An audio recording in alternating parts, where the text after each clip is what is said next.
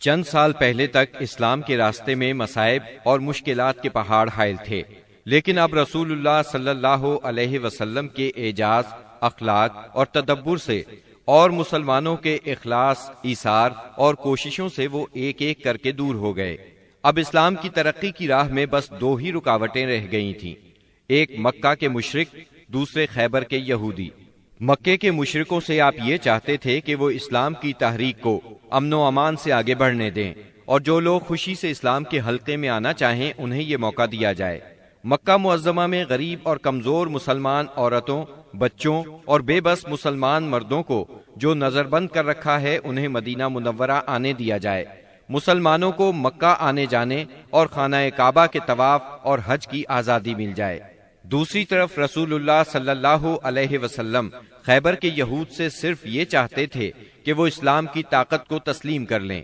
یہ دونوں رکاوٹیں اس سال کے دوران صلح حدیبیہ اور یہود کے مکمل خاتمے سے دور ہو گئیں۔ مہاجرین کو مکہ معظمہ چھوڑے قریباً 6 سال بیت چکے تھے۔ کچھ لوگ کعبے کی زیارت کو بہت ترس رہے تھے اور کچھ اپنے رشتہ داروں سے ملنے کے لیے بے چین تھے۔ دونوں جذبے فطری تھے۔ ہجرت کے مقدس فریضے نے اس فطری جذبے کو دبا دیا تھا۔ ہجرت کے 6 سال مدینہ منورہ میں رسول اللہ صلی اللہ علیہ وسلم کو خواب دکھلایا گیا کہ آپ اور آپ کے صحابہ امن کے ساتھ مسجد حرام میں داخل ہوئے۔ آپ نے خانہ کعبہ کی کنجی لی اور صحابہ کرام سمیت بیت اللہ کا طواف اور عمرہ کیا۔ پھر کچھ لوگوں نے سروں کو منڈوایا اور کچھ نے قصر کروایا۔ آپ نے صحابہ کرام رضی اللہ عنہم کو اس خواب کی اطلاع دی اور یہ بتلایا کہ آپ عمرہ ادا فرمائیں گے، لہٰذا صحابہ کرام بھی سفر کے لیے تیار ہو گئے۔ آپ نے مدینہ کے گرد و پیش کی آبادیوں میں بھی روانگی کا اعلان فرما دیا، لیکن انہوں نے چلنے میں دیر کر دی۔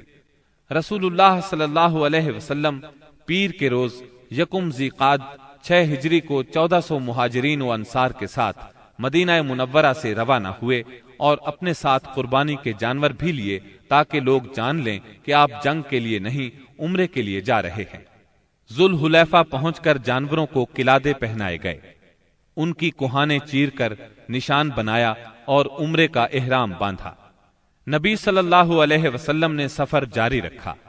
عسفان پہنچے تو آپ کو اطلاع دی گئی کہ قریش مسلمانوں کو بیت اللہ سے روکنے اور جنگ کرنے کا تہیہ کیے بیٹھے ہیں۔ انہوں نے ذی طوا میں پڑاؤ ڈال رکھا ہے اور خالد بن ولید کو 200 سواروں کے ساتھ عسفان کے قریب قراء الغمیم بھیج دیا ہے تاکہ وہ مکہ آنے والا راستہ بند رکھیں۔ نیز اپنی مدد کے لیے حلیف قبائل کو بھی جمع کر لیا ہے۔ اس پر رسول اللہ صلی اللہ علیہ وسلم نے صحابہ کرام سے مشورہ کیا کہ کیا کریں۔ یہ حلیف قبائل جو جمع ہوئے ہیں ان کے گھروں پر ہلہ بول دیں یا سیدھے بیت اللہ کا قصد کریں، اور جو روکے اس سے لڑے۔ سیدنا ابو بکر صدیق رضی اللہ عنہ نے کہا، ہم عمرہ کرنے آئے ہیں، لڑنے نہیں، لہٰذا جو ہمارے اور بیت اللہ کے درمیان رکاوٹ بنے گا ہم اس سے لڑیں گے۔ رسول اللہ صلی اللہ علیہ وسلم نے اس رائے کو پسند فرمایا۔ ادھر خالد بن ولید نے ظہر کی نماز میں مسلمانوں کو رکوع اور سجدہ کرتے دیکھا تو کہا، یہ لوگ غافل تھے، ہم نے حملہ کیا ہوتا تو انہیں مار لیا ہوتا۔ پھر انہوں نے طے کیا کہ عصر کی نماز کے دوران حملہ کریں گے، لیکن اللہ نے ظہر اور عصر کے درمیان صلاۃ خوف یعنی حالت جنگ میں نماز کا حکم نازل فرمایا۔ اس حکم میں وضاحت کی گئی کہ اس حالت میں مسلمان نماز کس طرح ادا کریں۔ اس طرح خالد بن ولید کے ہاتھ سے یہ موقع بھی جاتا رہا۔ پھر رسول اللہ صلی اللہ علیہ وسلم نے اس راستے کو چھوڑ کر ایک دوسرا راستہ اختیار کیا اور مکے سے نیچے داہنے ہاتھ چل کر سنیۃ المرار پہنچ گئے، جہاں سے حدیبیہ میں اترتے ہیں۔ وہاں پہنچے تو آپ کی اونٹنی بیٹھ گئی۔ لوگوں نے اسے اٹھانے کی کوشش کی تو بھی نہ اٹھی۔ اب لوگوں نے کہا، قصوا اڑ گئی ہے۔ اس پر آپ نے فرمایا، قصوا اڑی نہیں اور نہ یہ اس کی عادت ہے، بلکہ اسے اس ہستی نے روک رکھا ہے جس نے ہاتھی کو روک دیا تھا۔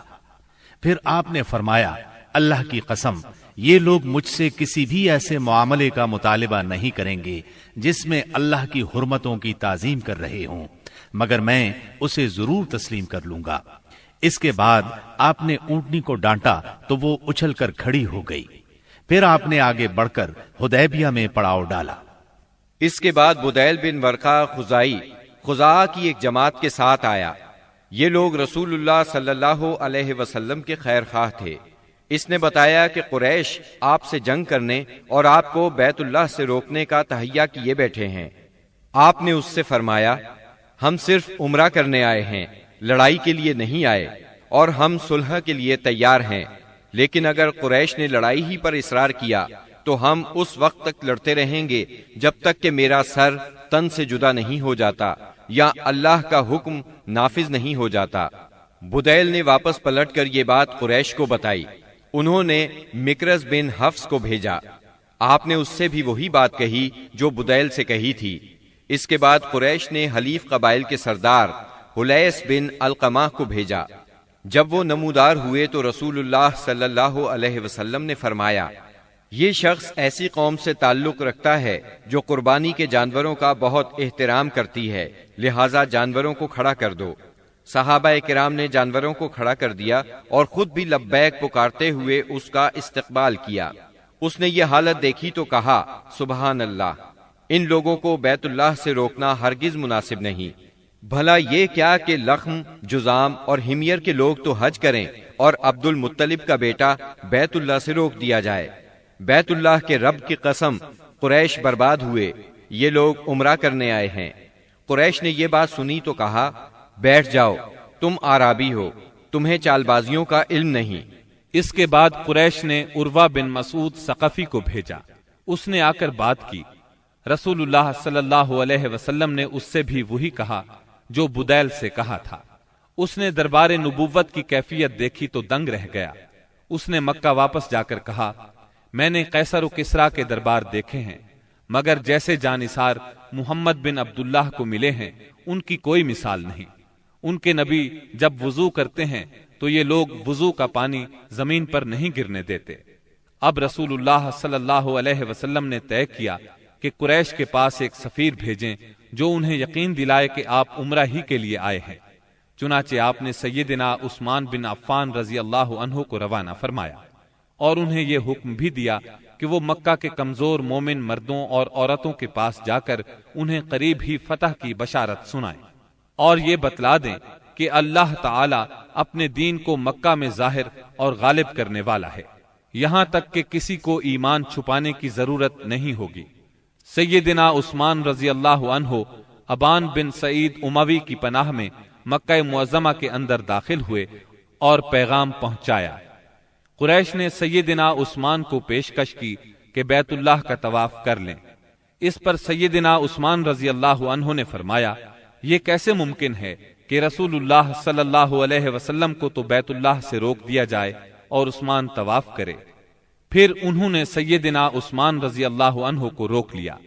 غالباً وہ چاہتے تھے کہ آپس میں مشورہ کر لیں، پھر جواب سمیت انہیں رخصت کریں، لیکن ان کے واپس پہنچنے میں دیر ہوئی تو مسلمانوں میں یہ افواہ پھیل گئی کہ انہیں قتل کر دیا گیا ہے۔ چونکہ قاصد کے قتل کا مطلب اعلان جنگ ہے، اس لیے رسول اللہ صلی اللہ علیہ وسلم نے فرمایا، ہم اس جگہ سے ٹل نہیں سکتے یہاں تک کہ ان لوگوں سے مارکہ آرائی نہ کر لیں۔ پھر آپ نے ایک درخت کے نیچے 1400 صحابہ کرام سے بیعت لی۔ صحابہ نے بڑی گرمجوشی کے ساتھ موت پر اور میدان سے نہ بھاگنے پر بیعت کی۔ اس موقع پر رسول اللہ صلی اللہ علیہ وسلم نے اپنا ایک ہاتھ دوسرے ہاتھ سے پکڑ کر فرمایا، یہ عثمان کا ہاتھ ہے۔ لیکن جب بیعت مکمل ہو چکی تو سیدنا عثمان رضی اللہ عنہ بھی آ گئے۔ اللہ نے اس بیعت کی فضیلت میں سورۃ الفتح کی آیت 18 نازل فرمائی۔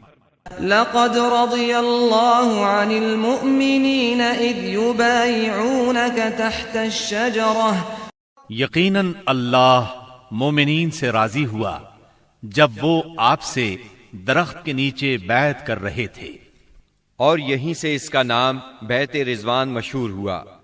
قریش نے اس بیعت کا حال سنا تو ان پر بڑا زبردست روب طاری ہوا اور انہوں نے صلح کرنے کے لیے سہیل بن عمرو کو بھیجا۔ سہیل بن عمرو نے لمبی گفتگو کی۔ آخر کار یہ شرائط طے ہوئیں۔ نمبر 1، رسول اللہ صلی اللہ علیہ وسلم اس سال مکے میں داخل ہوئے بغیر لوٹ جائیں گے، اگلے سال مکے آئیں گے اور 3 روز قیام کریں گے۔ ان کے ساتھ کوئی ہتھیار نہیں ہوگا، صرف تلواریں ہوں گی، وہ بھی میان کے اندر۔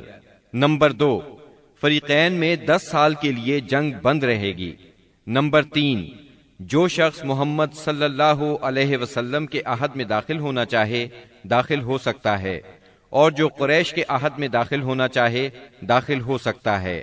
نمبر 4، قریش کا جو آدمی مسلمانوں کی پناہ میں جائے گا مسلمان اسے قریش کے حوالے کر دیں گے، لیکن مسلمانوں کا جو آدمی قریش کی پناہ میں آئے گا قریش اسے واپس نہیں کریں گے۔ نمبر 5، اس کے بعد آپ نے سیدنا علی رضی اللہ عنہ کو بلایا اور املا کرائی کہ لکھو بسم اللہ الرحمن الرحیم۔ اس پر سہیل بن عمرو نے کہا ہم نہیں جانتے کہ رحمان کیا ہے، آپ بسمک اللہم لکھیں۔ رسول اللہ صلی اللہ علیہ وسلم نے انہیں یہی لکھنے کا حکم فرمایا۔